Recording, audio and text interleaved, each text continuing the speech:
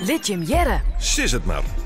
Sneun 24 augustus stien wij mij Sis het maar bij het Jesterbarn in Jestermar. En we stellen de meesten deze vraag. Waar krijg je het warm van? Ik krijg het warm van een redelijk pittig optreden, want we krijgen die op het hoekje, het podium hier. Heerlijk, heerlijk. Ik zit bij Jeugdcircus Saranti uit Leeuwarden. En ja, als ik daarmee bezig ben, dan krijg ik toch wel een beetje warm van. Lekkere jongens. Ja, knappe jongens. Nou, van alles wat om me heen is, mijn band en mijn man.